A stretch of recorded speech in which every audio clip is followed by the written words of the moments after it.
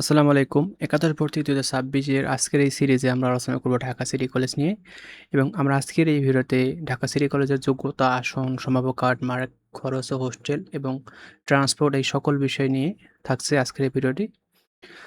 তো ভিডিওটি শুরু করা গেল। তো দেখো ঢাকা সিটি কলেজ হচ্ছে একটা স্বনামধন্য কলেজ বাংলাদেশের মধ্যে এবং আপনি বিভিন্ন সময় ঢাকা কলেজের বিভিন্ন ঘটনার ফেসবুকের মাধ্যমে দেখেছেন। তো সেসব আমি না বলি। তো দেখো ঢাকা সিটি কলেজ প্রতিষ্ঠিত হয়েছে ১৯৫৭ সালে এবং এটি অবস্থিত আপনার ধানমন্ডিতে এবং এটার ক্যাম্পাস মূলত ২ টা। তো ধানমন্ডি ক্যাম্পাস হচ্ছে ধানমন্ডিতে ঢাকায় এবং এই ঢাকা কলেজে আপনার ৩ টি কোর্স অ্যাভেইলেবল। সেখানে যে আপনি এইচএসসি অর্থাৎ উচ্চ মাধ্যমিক, অনার্স ও মাস্টার্স এই ৩ টে কোর্সে পড়তে পারবেন। তো আজকে আমরা আপনার উচ্চ মাধ্যমিক আপনার এইচএসসি কোর্স নিয়ে আলোচনা করব। তো এটি ১৯৮৯ সালে আসলে শ্রেষ্ঠ কলেজ হিসেবে স্বীকৃতি লাভ করে। তো মূল কথা ঢাকা সিটি কলেজ ঢাকার একটি পরিচিত ও জনপ্রিয় উচ্চ মাধ্যমিক প্রতিষ্ঠান। তো এখানে ছাত্রীদের আসন সংখ্যা আমি এখন বলব। এরপরে আমি ছাত্রদের আসন সংখ্যা বলবো। তো দেখো ছাত্রীদের আসন সংখ্যা এটা যে প্রভাতী শাখা, ক্লাস শুরু হয় সকাল ৭ঃ৪০ এবং এখানে দেখেন আপনি বিজ্ঞানের বাংলা ভাষণও পাবেন, ইংরেজি ভাষণও পাবেন। তো বিজ্ঞানের বাংলা ভাষণে আসন সংখ্যা প্রায় ১০৫০ একটা অনেক বড় আসন। আর ইংরেজি ভাষণে আসন সংখ্যা ১৫০ এবং জিপিএ ন্যূনতম আবেদন করার জন্য লাগবে 4 পয়েন্ট। ইংরেজি ভাষণে 4 পয়েন্ট। এখন আপনি অনেকে বলতে পারেন যে এখানে তো আরো বেশি মার্ক লাগে। দেখেন আপনি আবেদন করতে পারবেন 4 পয়েন্টে কিন্তু আপনার চান্স হবে কিনা 4 পয়েন্টে তার কোনো গ্যারান্টি নাই। এবং কাট মার্ক প্রায় ১১২০ আর এখানে কাট মার্ক প্রায় ১১০০ সেটা ইংরেজি ভাষণে। এখন আমরা ব্যবসা শিক্ষায় বাংলা ভাষণ নিয়ে বলব। দেখো ব্যবসা শিক্ষায় বাংলা ভাষণে আপনার আসন সংখ্যা প্রায় ৭০০ র মতো এবং জিপিএ লাগবে 3.25 এটা সর্বনিম্ন আবেদন করার ক্ষেত্রে। আমি বলতেছি না যে আপনি এই 3.25 দিয়ে চান্স পাবেন। ঠিক আছে? এবং এখানে কাট মার্ক প্রায় ১১৯০। এরপর হচ্ছে ব্যবসা শিক্ষা ইংরেজি ভাষণে আসন সংখ্যা ১৫০, জিপিএ লাগবে 3.25 এবং কাট মার্ক প্রায় ১০৭০। আর মানবিক শাখায় বাংলা এখানে ইংরেজি ভাষণ নাই। তো আসন সংখ্যা ১৫০, জিপিএ 3 পয়েন্ট এবং আবার চান্স পাওয়ার জন্য জিপিএ 4.50 লাগতে পারে। তো সম্ভাব্য কাট মার্ক আমি বিগত বছরের অভিজ্ঞতা থেকে নিয়েছি। তো এখন বলব ছাত্রদের আসন ও যোগ্যতা। দেখো ছাত্রদের ক্লাস হয় দিবা শাখায় এবং ক্লাস শুরু হয় সকাল ১০টায় এবং এখানেও সেম বিজ্ঞানে বাংলা ভাষণও আছে, ইংরেজি ভাষণও আছে। তো বিজ্ঞানের বাংলা ভাষণের আসন সংখ্যা ১৩৬০ এবং জিপিএ লাগতেছে আপনার 4.50 এবং কাট মার্ক প্রায় ১১০০।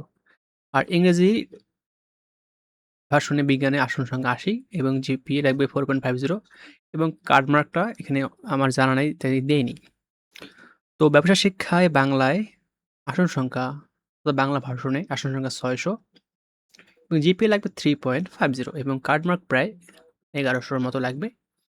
আর ব্যবসায় শিক্ষা ইংরেজি ভাষণে আসন সংখ্যা ৮০টা মাত্র এবং জিপিএ লাগবে 3.50 ন্যূনতম আবেদন করার ক্ষেত্রে এবং কাট মার্ক প্রায় ১১৮০।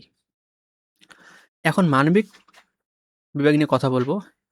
তো মানবিক বিভাগে বাংলা ভাষণে আসন সংখ্যা প্রায় ৮০ এবং জিপিএ 3.25 আর হচ্ছে জিপিএ 3.25 থেকে আপনার 4.50 মতো লাগবে। তো বিজ্ঞান ইংরেজি শাখার কাটমার্ক সম্ভাব্য পরিষ্কার নয়। অফিসিয়াল নোটিশটি দেখে তারপর নিশ্চিত করো। তো দেখো কাটমার্ক নিয়ে গুরুত্বপূর্ণ কিছু কথা। দেখো কাটমার্ক ব্যবহার করবেন ধারণা হিসেবে, চূড়ান্ত তথ্য হিসেবে নয়।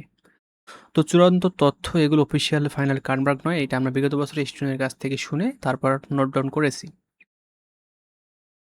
তো আপনি একাদশ শ্রেণীতে যদি পড়তে চান সেক্ষেত্রে আপনার খরচ হবে কত? দেখো প্রথম কিস্তি ভর্তির সময় লাগবে প্রায় ১৫,০০০ টাকার মতো। এর মধ্যে থাকতে পারে ভর্তি ফি, আপনার জেনারেটর ফি, জুলাই আগস্টের বেতন, নবীনবরণ সহ অন্যান্য ফি এবং বিদ্যুৎ বিল অর্থাৎ আপনার আনুষঙ্গিক খরচ মিলে আপনার প্রায় প্রথম অবস্থায় ১৫,০০০ টাকা লাগবে এবং দ্বিতীয় ও তৃতীয় কিস্তিতে প্রায় আপনার হচ্ছে ব্যবসা মানবিক শাখায় প্রায় ১৭,২৭৪ টাকা ল্যাব সহ সরি ল্যাব ছাড়া। আর ব্যবসা শাখা এখানে আপনার ১৭,৮৭৪ ল্যাব সহ এবং বিজ্ঞানে আপনার ল্যাব সহ ১৮,২৭৪ টাকা লাগবে এবং তৃতীয় কিস্তিতে আপনার ১৮,২৫০ টাকা লাগবে। তো আপনি এগুলো অ্যামাউন্ট যখন অফিসিয়াল নোটিশ প্রকাশ পাবে তখন আবার দেখে নেবেন। কিছুটা চেঞ্জ হতে পারে।